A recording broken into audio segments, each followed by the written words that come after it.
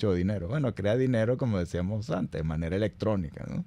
A usted le dice, le acabamos de depositar su bono de carnaval en la cuenta bancaria.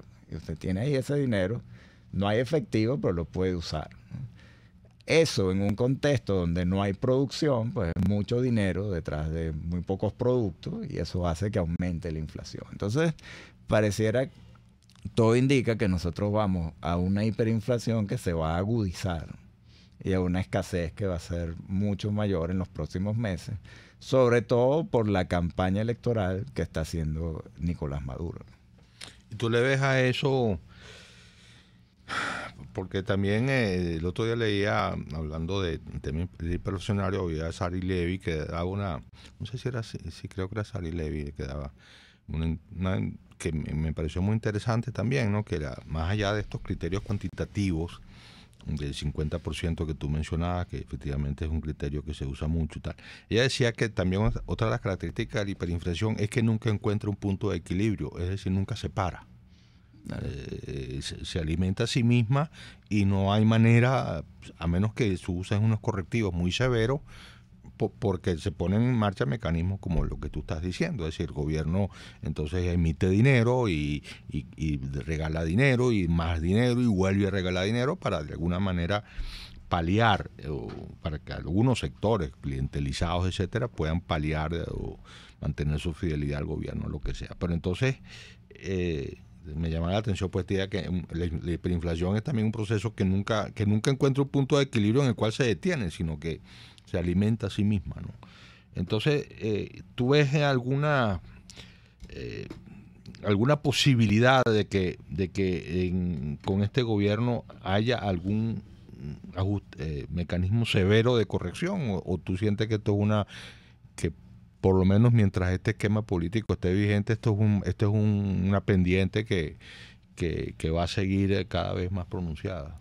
Bueno, yo creo que si vemos las perspectivas, supongamos que Nicolás Maduro se reelige el 22 de abril, ¿no? Lo que sabemos es que hay una gran oposición en la comunidad internacional a la legitimidad de esas elecciones. Eso lo ha dicho el Grupo de Lima, hay sanciones de la Unión Europea, del mismo Estados Unidos, con lo cual ese sería un gobierno aislado internacionalmente, que le costaría mucho obtener financiamiento para cubrir la falta de ingresos que tiene, que le costaría mucho renegociar los pagos de la deuda externa que tiene Venezuela, que son muy altos al día de hoy, y el tema de la deuda no es un problema de un año o dos. Durante el gobierno de Hugo Chávez, la deuda externa se multiplicó por 5 y comenzó a vencerse. Y durante los próximos 10 años, Venezuela, a los precios del petróleo de hoy, va a tener que destinar entre 30 y 40% de lo que le ingrese por petróleo a pagar deuda. Entonces, este país no tiene salida sin sentarse con las personas a las que le debemos esa montaña de bonos y llegar a un acuerdo en el que se alarguen los plazos y en el que además recibamos dólares, financiamiento, para poderle importar materia prima, insumos y que las empresas comiencen a producir. Eso en un contexto de aislamiento internacional y de no reconocimiento de ese nuevo gobierno, pues será sumamente complicado, prácticamente imposible. Entonces, en esa perspectiva, lo que uno podría prever es que ciertamente no va a venir ningún ajuste y si viene no va a ser un ajuste de calidad, con lo cual, pues, lamentablemente, pues, ese deterioro va a seguir en el 2018. Y muy difícilmente, pues, se va a parar esa espiral hiperinflacionaria, porque eso requiere todo un paquete, llamémoslo, integral. Que pasa, primero por eso, obtener financiamiento para que por lo menos el Banco Central tenga cómo crear un mecanismo de venta de dólares que le llegue a las empresas y que esas empresas puedan tener materia prima para que aparezcan los productos, etcétera, etcétera. Sin eso es imposible prever o pensar que va a haber algún ajuste de calidad que vaya a detener la inflación y la depresión económica de la que ya hablábamos, porque este es un enfermo que tiene 2 patologías graves, ¿no? O 3, diría yo. Uno, una escasez tremenda. 2, parte de esa misma escasez produce un avance de los precios que los venezolanos nunca habían vivido. Y 3, ya prácticamente una depresión económica que, como decíamos, pues se ha volado 1/3 del PIB de Venezuela en los últimos 4 años.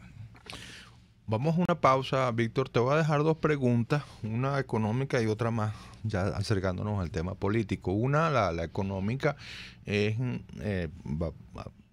de tus áreas, especialmente cuando escribías tus reportajes en el Universal, magníficos siempre.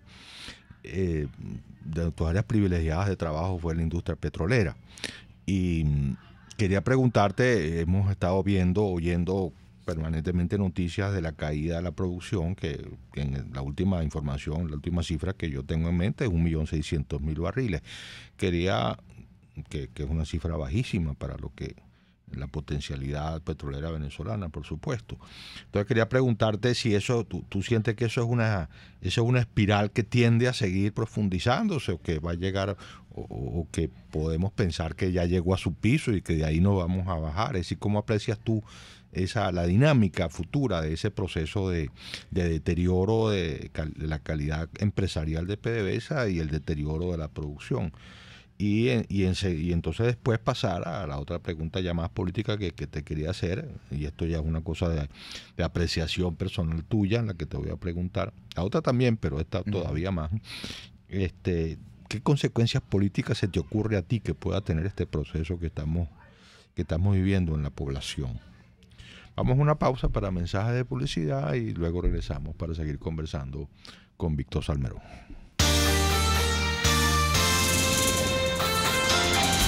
Una forma de expresar libremente las ideas y opiniones. La Linterna, por RCR 750 AM.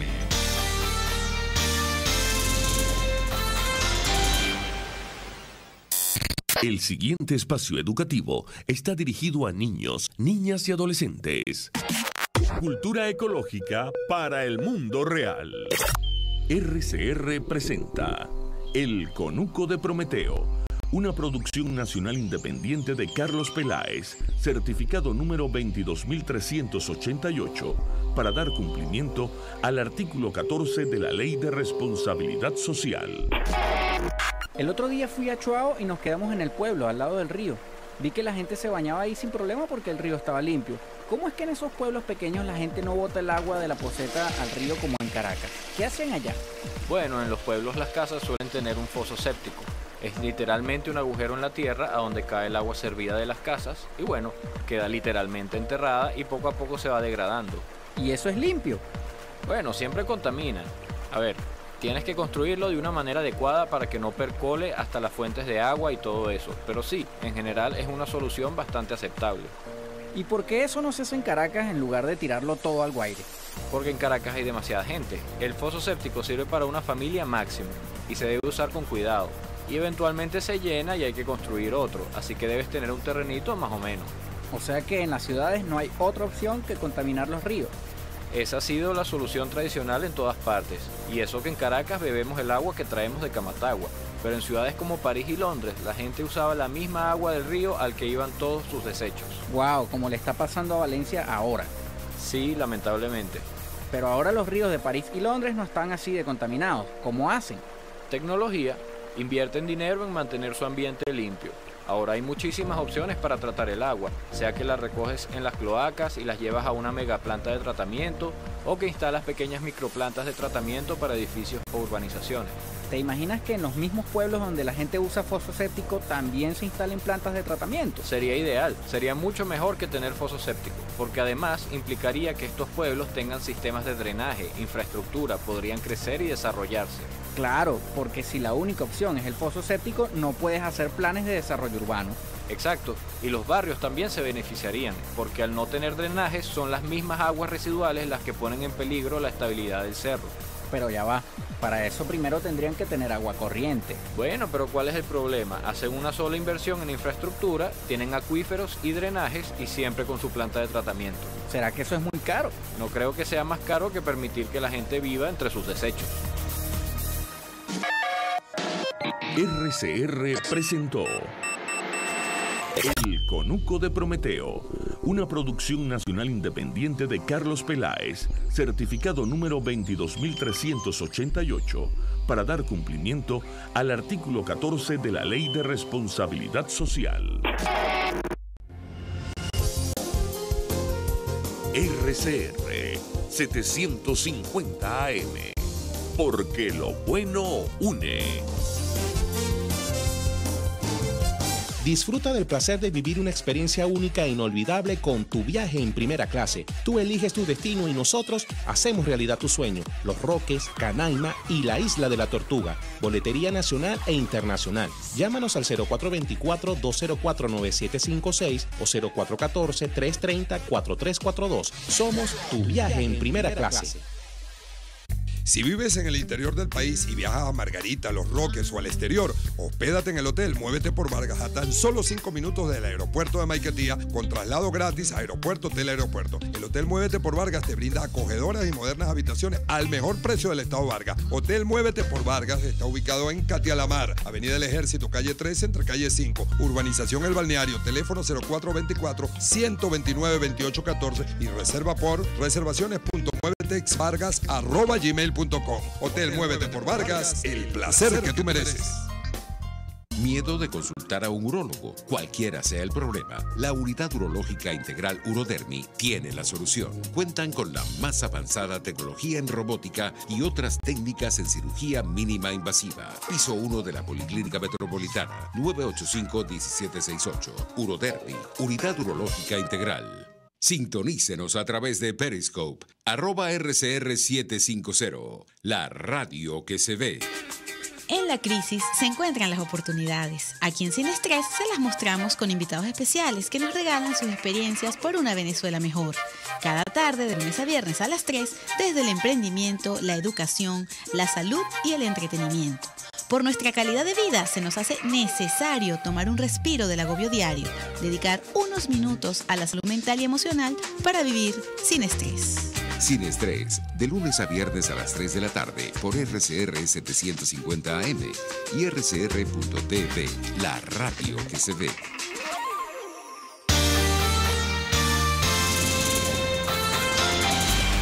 Los temas de actualidad son comentados en esta amena tertulia de las tardes. La Linterna, por RCR.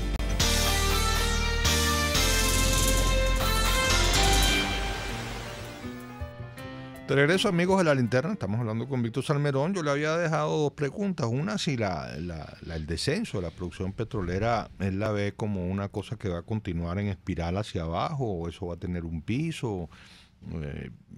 Estamos aquí conversando también, bueno, que uno ha leído noticias recientes de que el éxodo de personal de PDVSA se mantiene. No solamente fueron aquellos 20.000 despedidos a raíz de la huelga petrolera, sino del paro petrolero, sino que eso es un proceso continuo de salida de gente que uno se imagina que debe haber una especie de regla, y mientras más calificado eres, más probable es que estés por irte, ¿no? Que te hayas ido. Obviamente, ¿no? Como todo. Y entonces, bueno, en ese sentido PDVSA se estaría quedando pues con el bagazo de su personal, vamos a decir, pero con todo respeto pues por las personas involucradas en esta afirmación. Y bueno, si uno se imagina que todas estas cosas implican, bueno, que en realidad la producción va a tener tendencia a seguir bajando. Incluso el otro día leía que uno de los factores, y lo he comentado aquí varias veces, Víctor, que leía que uno de los factores de la relativa ascenso de los precios es la baja de la producción petrolera venezolana, que saca de la oferta centenares de miles de barriles, que bueno, eso empuja los precios un poquito hacia arriba, ¿no? No, y también que la caída de la producción venezolana le ha hecho más fácil al resto de los países de la OPEP cumplir con las cuotas de caída, ¿no? El punto es que levantar la producción de PDVSA, lo que uno oye de las personas más enteradas y conocedoras de ese tema es que requiere primero un plan de inversiones bien importante. Y entonces aquí entramos nuevamente en lo que hablábamos antes, pues un gobierno que no tiene dólares porque no ahorró, porque malbarató el dinero. Por ejemplo, el Fonden recibió 150.000 millones de dólares. Se suponía que el Fonden iba a invertir ese dinero en una cantidad de empresas que hoy deberían estar exportando y trayendo divisas al país. Pues bueno, de los 150.000 millones de dólares administrados por el Fonden, pues no hay una sola empresa que exporte absolutamente nada, y ni siquiera que exporte, que produzca algo, ¿no? Y tú me decías algo que yo te decía que sería interesante mencionar aquí al aire, que es lo que hubiera pasado si el Fondo de Estabilización creado durante el segundo gobierno de Caldera hubiera sido respetado. Correcto. Durante el segundo gobierno de Caldera, en el año 96-98, pues, y Teodoro Pekov lideraba ese gabinete económico, se planteó concretar la idea, ya muy común entre los países petroleros, de que como tú dependes de algo que sube y baja de precio continuamente y eso te afecta a tu economía, tú necesitas algo que te estabilice, que es algo muy simple, pues crear una alcancía, es decir, no te gastes toda la plata, ahorra, cuestión que cuando el precio caiga tú puedas mantener un gasto más o menos lineal que te permita que tu economía siempre esté andando y que no tenga esos altos y bajas, ¿no? Se creó ese fondo con unas reglas muy claras, se aprobó la ley en el Congreso de la época, y si esa ley se hubiese mantenido, Venezuela al cierre del 2014 hubiese tenido ahorrados 228.000 millones de dólares. Obviamente, eso le hubiera permitido, incluso con las reglas del fondo, hubiese podido gastar alrededor de 30.000 millones de dólares al año por la caída, etcétera. Eso hubiera hecho que este país no tuviera la tremenda crisis que tiene, porque no puede importar lo que requiere para tener alimentos, medicinas, etcétera. ¿Y qué pasó con ese fondo y con esa ley? Ese fondo lo cambió Chávez. Primero le hicieron una primera reforma, entonces en vez de ser el Fondo de Estabilización Macroeconómica, pasó a ser el FIEN, Fondo de Inversión y Estabilización Macroeconómica. El gobierno comenzó a incumplir todas esas reglas. Después fue prácticamente eliminado y se creó el Fonden, que no era un fondo de ahorro, sino un fondo para gastar. Y efectivamente, pues se gastó toda la plata. El Fonden. Eso sí fue efectivo. Ahí sí fue muy efectivo, ¿no? Todos los domingos veíamos a Chávez repartiendo miles de millones de dólares. El Fonden prácticamente uno no sabe, no hubo seguimiento a los proyectos que financió. Bueno, o sea que esa plata en términos reales se votó.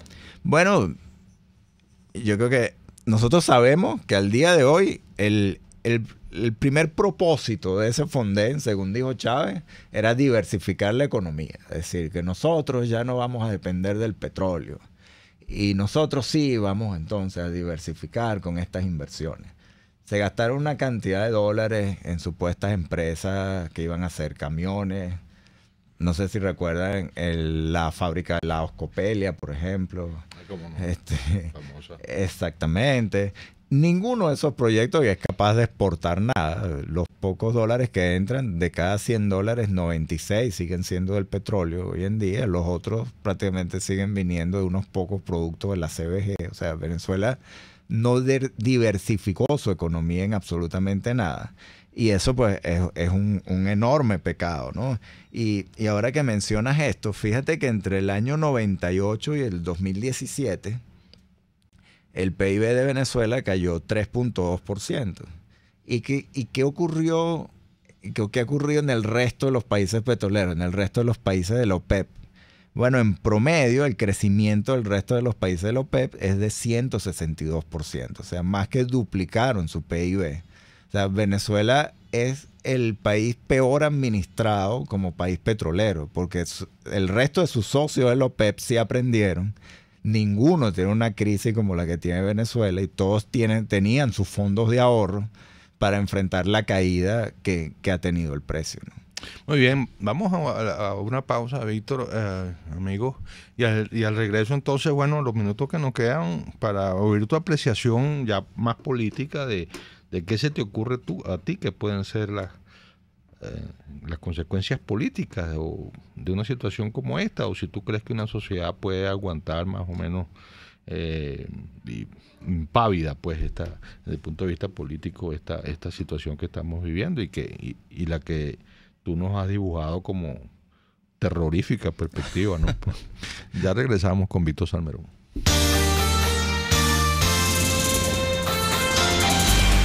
Compartir libremente el pensamiento, respetando las ideas contrarias, es permitir a otros formarse su propia opinión. Comparta sus argumentos sobre los hechos cotidianos con Diego Bautista Urbaneja y sus invitados en La Linterna, de lunes a viernes a partir de las 2 de la tarde. Por RCR, Palabra Hecha Radio.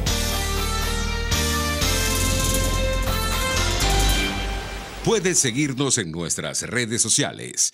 En Twitter, @RCR750, la radio que se ve. Para disfrutar de un exquisito cochino asado o frito en un lugar limpio y agradable, no tienes que salir de Caracas. Ahora en Las Mercedes cuentas con Mi Cochinito Favorito, donde disfrutarás de una comida sana y sabrosa acompañada de tu bebida favorita. En la calle Nueva York, Las Mercedes, Mi Cochinito Favorito, carnoso, jugoso y sabroso. Ciudadano, conoce tus derechos. El hambre opaca el intelecto, disminuye la productividad e impide a sociedades enteras desarrollar su potencial. Los alimentos son un derecho humano fundamental. Haz valer tus derechos, les habló Rafael del Rosario, concejal de Chacao. El coco reduce la presión arterial y previene la osteoporosis. Por eso degústalo y disfrútalo en Coco Factory, donde te ofrecen agua, cocadas en sus 3 versiones, helados, galletas y conservas de coco fresco.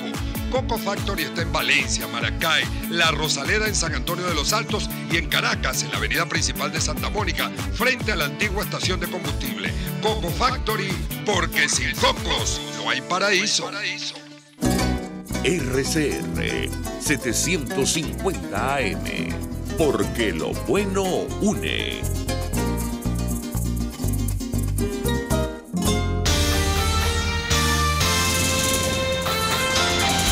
La actualidad vista a la luz de La Linterna a través de RCR 750 AM.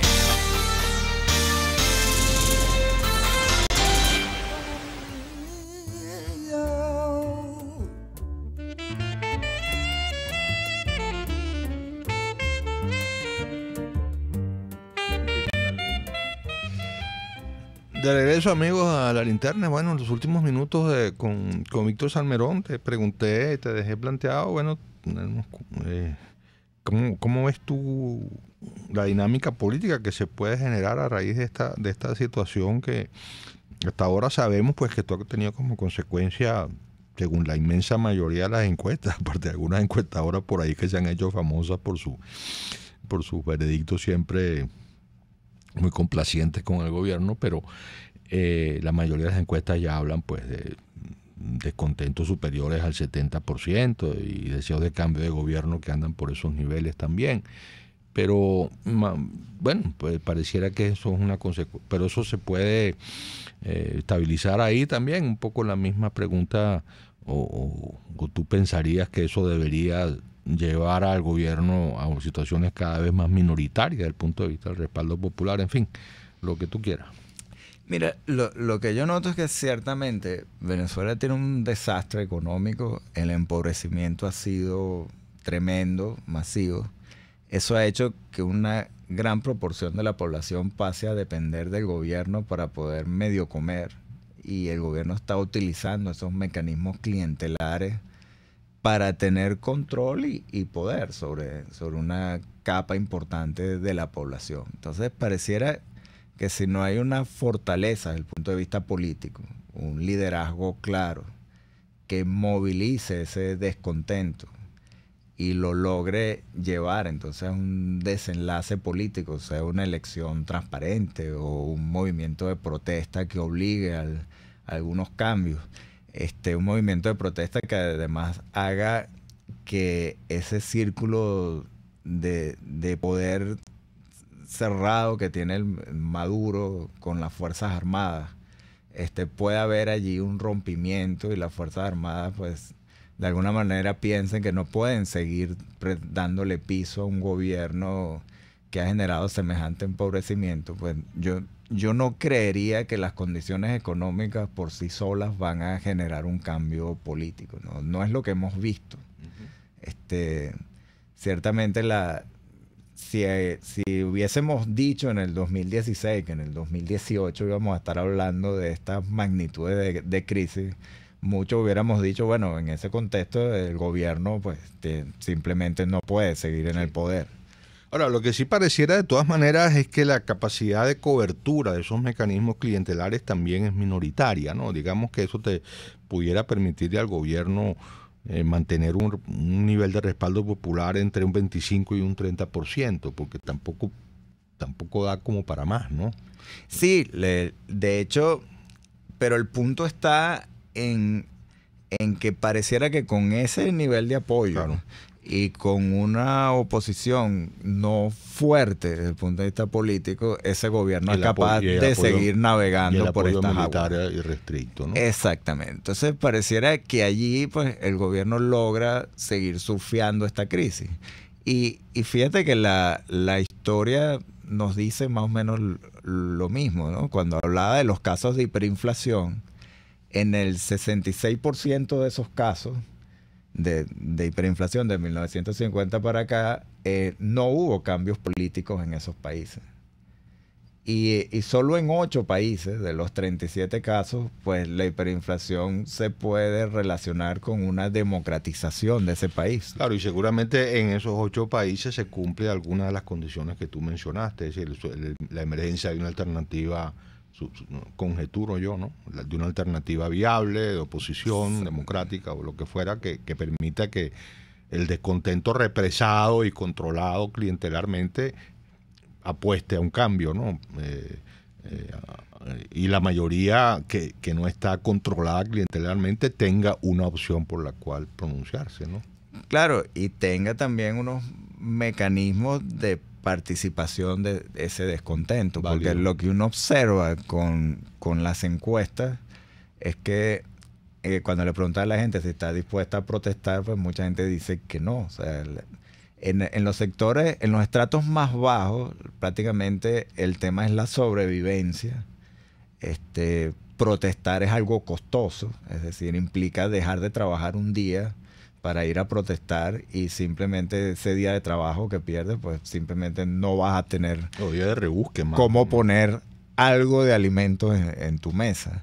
Entonces, si no hay un movimiento político que coordine todas esas distintas fuerzas de la oposición, sino que están disgregadas, pues yo no veo en el corto plazo que pueda haber un quiebre en el gobierno.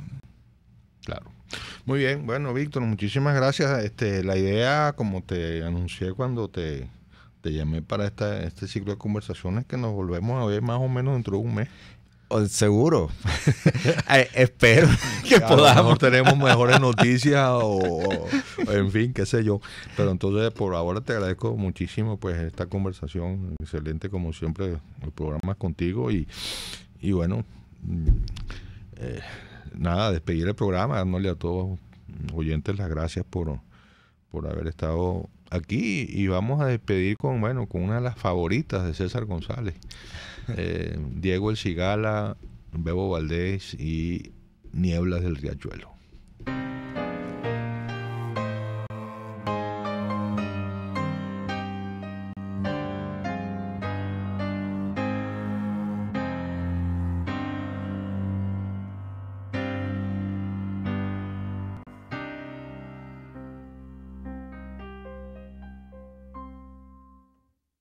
Turbio fundadero donde van a recalar barcos que en el muelle para siempre han de quedar, sombras que se alargan en la noche del dolor, náufragos del mundo que han perdido el corazón, puentes y cordales donde el viento viene a aullar, barcos carboneros que jamás van a zarpar, sordos cementerios de las naves que al morir sueñan sin embargo que la mandan de partir.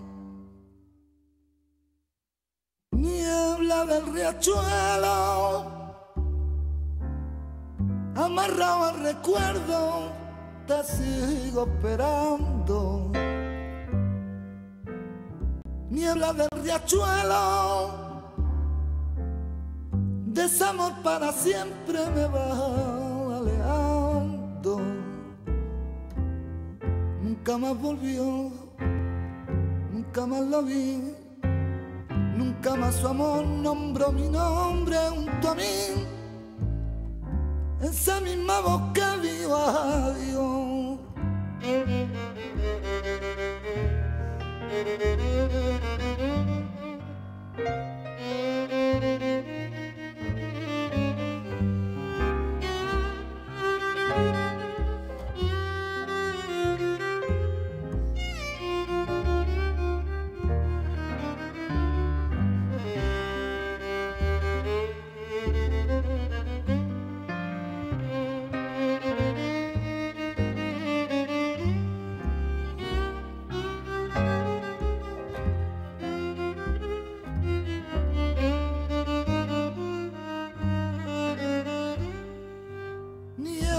Del riachuelo,